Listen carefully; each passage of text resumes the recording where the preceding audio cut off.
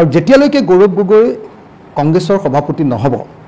তেতিয়ালৈকে অসমত তেওঁ ঐক্যমঞ্চ হ'বলৈ নিদিয়ে। ভূপেন বৰা ডাঙৰীয়া আৰু আপোনাৰ গৌৰৱ গগৈৰ মাজৰ যি সংঘাত কাজিয়া, সেই কাজিয়াৰ ফলস্বৰূপে আচলতে শিৱসাগৰত আমাৰ ঐক্যমঞ্চটো নহ'ল। আমি আপোনাৰ ৰকিবুল হুছেইনকো জিকাব লাগে, আমি গৌৰৱ গগৈকো জিকাব লাগে। আমি সদায় কংগ্ৰেছক সহায় কৰিব লাগে আৰু আমাক সদায় তেওঁলোকে বিৰোধিতা কৰিব, এইটোতো কেতিয়াও হ'ব নোৱাৰে। অসমীয়াৰ হেঁপাহৰ ৰঙালী বিহুৰ সমান্তৰালকৈ ৰাজ্যলৈ আহিছে এবাৰ পঞ্চায়ত নিৰ্বাচনৰ ঢৌ। ইতিমধ্যে সমগ্ৰ ৰাজ্যজুৰি পঞ্চায়ত নিৰ্বাচনৰ নিৰ্বাচনী প্ৰচাৰ অব্যাহত ৰাখিছে প্ৰতিটো দলে। এই মুহূৰ্তত মই উপস্থিত আছোঁ শিৱসাগৰ সমষ্টিৰ বিধায়ক তথা ৰাইজৰ দলৰ সভাপতি অখিল গগৈৰ সৈতে। আৰু শেহতীয়াকৈ আটাইতকৈ চৰ্চিত বিষয়টো হৈছে যে বিৰোধী ঐক্যৰ মিত্ৰতা। ৰাইজৰ দল, কংগ্ৰেছ বা AJP এই দলসমূহৰ যি মিত্ৰতা হোৱাৰ কথা আছিল বা চৰ্চিত হৈ আহিছিল, কিন্তু এই মুহূৰ্তত কিন্তু তেনেধৰণৰ কোনো পৰিৱেশ নাই। ইতিমধ্যে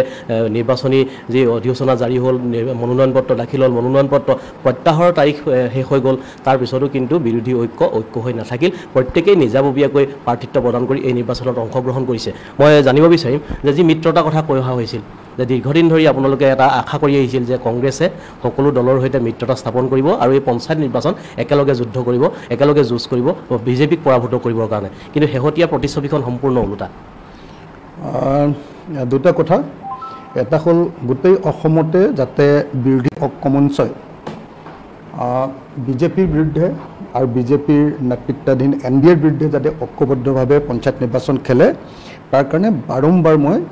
ব্যক্তিগত আৰু ৰাজহুৱা মই আহ্বান জনাই আহিছিলোঁ।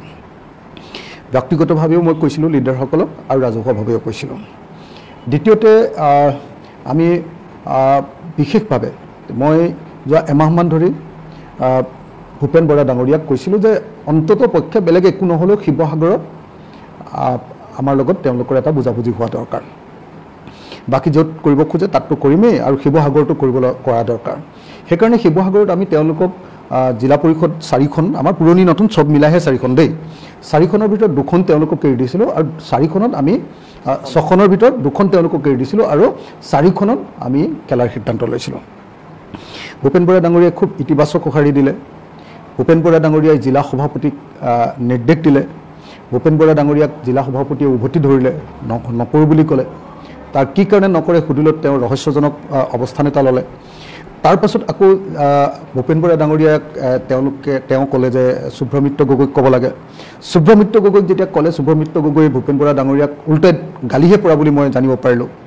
তেতিয়া গোটেই কথাবিলাকৰ পৰা আমি কংগ্ৰেছী মহলৰ পৰা গম পালোঁ যে একচুৱেলি সাংসদ গৌৰৱ গগৈয়ে এইবাৰ শিৱসাগৰত ৰাইজৰ দলৰ লগত কংগ্ৰেছ দলৰ নিৰ্বাচনী বুজাবুজিটো বিচৰা নাই। মই তেতিয়া খবৰ ল'লোঁ যে কি কাৰণে বিচৰা নাই, ঘটনাটো কি। কৈছে যে যদি শিৱসাগৰত ৰাইজৰ দলৰ লগত যদি কংগ্ৰেছৰ বুজাবুজি হৈ যায় তেতিয়াহ'লে অখিল গগৈ আৰু ভূপেন বৰাৰ সম্পৰ্কটো ভাল হৈ যাব, আৰু যেতিয়ালৈকে গৌৰৱ গগৈ কংগ্ৰেছৰ সভাপতি নহ'ব তেতিয়ালৈকে অসমত তেওঁ ঐক্যমঞ্চ হ'বলৈ নিদিয়ে, আৰু যিদিনাই তেওঁ কংগ্ৰেছৰ সভাপতি হ'ব ৰাজ্যিক কংগ্ৰেছৰ, সেইদিনাৰ পৰাহে ঐক্যমঞ্চ হ'বলৈ দিব। গতিকে কংগ্ৰেছৰ ভিতৰৰ যি আভ্যন্তৰীণ সংঘাত, আপোনাৰ ভূপেন বৰা ডাঙৰীয়া আৰু আপোনাৰ গৌৰৱ গগৈৰ মাজৰ যি সংঘাত কাজিয়া, সেই কাজিয়াৰ ফলস্বৰূপে আচলতে শিৱসাগৰত আমাৰ ঐক্যমঞ্চটো নহ'ল। এইটো দুৰ্ভাগ্যৰ কথা যে শুভ্ৰমিত্ৰ গগৈ নামৰ যিজন মানুহে যোৱাবাৰ মোৰ বিৰুদ্ধে শিৱসাগৰত 2021 চনত নিৰ্বাচনত প্ৰতিদ্বন্দ্বিতা কৰিছিলে, আৰু শিৱসাগৰত যিকোনো মানুহে তেওঁক সদায় BJPৰ লগত সম্পৰ্ক থকা বুলি কয়। সদায় এটাই কথা কয় যে শুভ্ৰমিত্ৰ গগৈ হিমন্ত বিশ্ব শৰ্মাৰ যিটো দাদা ব্ৰিগেড, সেই দাদা ব্ৰিগেডটোৰ সদস্য পুৰণি কালৰ পৰা, একদম আগৰ দিনৰ পৰা, সেই বুলি কয়। আৰু সেইকাৰণে তেওঁ যোৱাবাৰ 21 চনত মোৰ বিৰুদ্ধে প্ৰতিদ্বন্দ্বিতা কৰা বুলি মানুহে মোক ইয়ালৈ আহোঁতেই কৈ আছিলে। এইবাৰো আমি দীৰ্ঘদিন ধৰি আমাক কৈ আছিলে যে নাই শুভ্ৰমিত্ৰ গগৈটো দাদা ব্ৰিগেডৰ হিমন্ত বিশ্ব শৰ্মাৰ মানুহ, গতিকে তেওঁটো কেতিয়াও হ'বলৈ নিদিয়ে। আৰু এইবাৰো দেখা গ'ল যে শুভ্ৰমিত্ৰ গগৈ আটাইতকৈ আগভাগ লৈ এই যিটো এলায়েন্স আমাৰ কংগ্ৰেছ আৰু ৰাইজৰ দলৰ পঞ্চায়তৰ এলায়েন্সটোৰ বিৰোধিতা কৰিছিলে। তো তেতিয়া সেইকাৰণে মই আচৰিত হওঁ যে একে সময়তে আমি দেখিছোঁ যে গৌৰৱ গগৈ ডাঙৰীয়াই BJPৰ বিৰোধিতা কৰা বুলি কয়, আৰু গৌৰৱ গগৈ ডাঙৰীয়াৰ আটাইতকৈ ওচৰৰ ঘনিষ্ঠ মানুহজনে হ'ল শুভ্ৰমিত্ৰ গগৈ, আৰু সেই শুভ্ৰমিত্ৰ গগৈ আকৌ BJPৰ আটাইতকৈ ঘনিষ্ঠ, হিমন্ত বিশ্ব শৰ্মাৰ আটাইতকৈ ঘনিষ্ঠ, আৰু BJPৰ কথা মতে তেওঁ যোৱাবাৰ মোৰ বিৰুদ্ধে নিৰ্বাচনত খেলিছিলে, আৰু এইবাৰ আকৌ তেওঁক নিজেই আগভাগ লৈ কোনো পধ্যে হ'বলৈ নিদিলে আমাৰ ঐক্যমঞ্চটো, বিৰোধী ঐক্যমঞ্চটো শিৱসাগৰত। গতিকে এইটো মোৰ কাৰণে বৰ ৰহস্যজনক ঘটনা যে গৌৰৱ গগৈৰ ঘনিষ্ঠ মানুহজন হিমন্ত বিশ্ব শৰ্মাৰো ঘনিষ্ঠ, হিমন্ত বিশ্ব শৰ্মাৰ ঘনিষ্ঠ মানুহজন গৌৰৱ গগৈৰ ঘনিষ্ঠ এইটো কেনেকুৱা অংক বুজি নাপালোঁ আনহাতে আমি দেখিলোঁ যে আমাৰ বিৰোধী দলপতি যিজন বিৰোধী দলপতিজনেও মানে মই নিজে তেখেতৰ লগত যোগাযোগ কৰিছিলোঁ চিঠি দিছিলোঁ চব কৰিছিলোঁ কিন্তু তেখেতেও নেতিবাচক ভূমিকা লোৱা বুলি আমাক জানিবলৈ দিছে কংগ্ৰেছৰ সূত্ৰবিলাকে আমাক জানিবলৈ দিছে সেইকাৰণে মই এটা কথা আপোনালোকক ক'লোঁ 2021 আমি দেৱব্ৰত শইকীয়া জিকিবৰ কাৰণে আমি প্ৰাৰ্থিত্ব দিয়া নাছিলোঁ 2021 সেইটো আমি ভুলেই কৰিলোঁ বোধহয় 2026 কিন্তু এইবাৰ আমি নাজিৰাত কেণ্ডিডেট দিম একদম খাটাং কথা শক্তিশালী কেণ্ডিডেট দিম আমিও যুঁজিম সমানে দেৱব্ৰত শইকীয়াও খেলক বিজেপিও খেলক আমিও খেলিম যদি আমাক এনেকৈ বাৰম্বাৰ তেওঁলোকে বিশ্বাসঘাতকতা কৰে প্ৰত্যেকবাৰে উপ নিৰ্বাচনত বিশ্বাসঘাতকতা কৰিছে দেৱব্ৰত শইকীয়াই MP ইলেকশ্যনত আমি কংগ্ৰেছে আমাক বিশ্বাসঘাতকতা কৰিছে তাৰপিছত আকৌ উপ নিৰ্বাচনত আকৌ বিশ্বাসঘাতকতা কৰিছে এইবাৰ আকৌ পঞ্চায়ত নিৰ্বাচনতো বিশ্বাসঘাতকতা কৰিছে কিন্তু আমি সদায় তেওঁলোকৰ পক্ষত থাকিব লাগে আমি আপোনাৰ ৰকিবুল হুছেইনকো জিকাব লাগে আমি গৌৰৱ গগৈকো জিকাব লাগে আমি সদায় কংগ্ৰেছক সহায় কৰিব লাগে আৰু আমাক সদায় তেওঁলোকে বিৰোধিতা কৰিব এইটোতো কেতিয়াও হ'ব নোৱাৰে গতিকে নিশ্চিতভাৱে আমি এবাৰ প্ৰাৰ্থিত্ব দিম নাজিৰাতো আমি প্ৰাৰ্থিত্ব দিম শেহতীয়াকৈ আপোনালোক পুনৰ বাৰে বাৰে প্ৰতাৰিত হোৱাৰ পিছতো কংগ্ৰেছে এই ক্ষেত্ৰত সহযোগিতা আগবঢ়োৱা নাই যদিও পুনৰ হীৰেণ গোহাঁই বাসগৃহত আপোনালোক একত্ৰিত হৈছে আপোনালোকে পুনৰ ঐক্য মঞ্চৰ হৈ আলোচনা কৰিছে যে অহা বিধানসভা নিৰ্বাচনত একেলগে যুদ্ধ কৰিব পাৰি নেকি বিজেপিৰ বিৰুদ্ধে এই সম্পৰ্কে কি ক'ব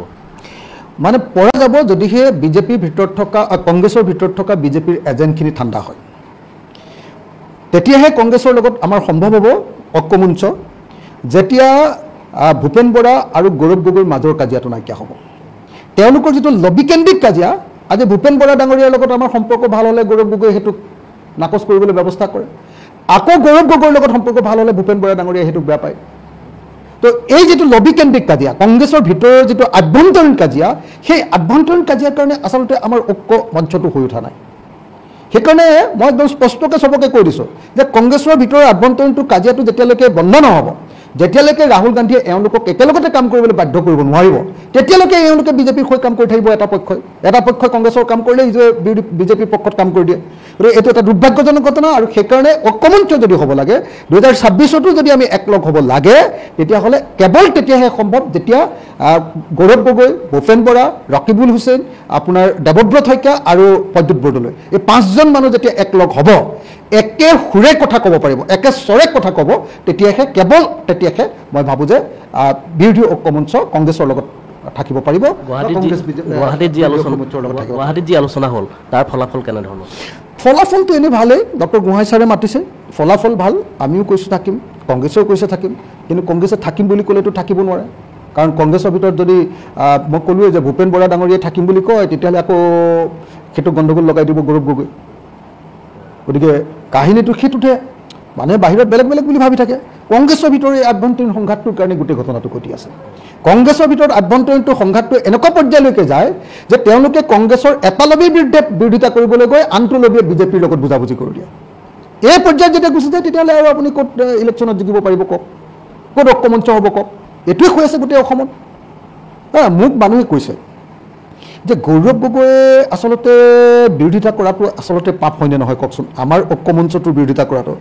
যি গৌৰৱ গগৈৰ কাৰণে আপোনালোক সাংবাদিকসকলে দেখিছে দিনে ৰাতিয়ে আমি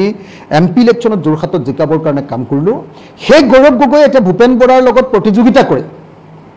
ৰাইজৰ দলৰ লগত ঐক্যমঞ্চ নকৰাটো গৌৰৱ গগৈৰ এটা পাপ হয়নে নহয় আপোনালোকে নিজে ভাবি চাওক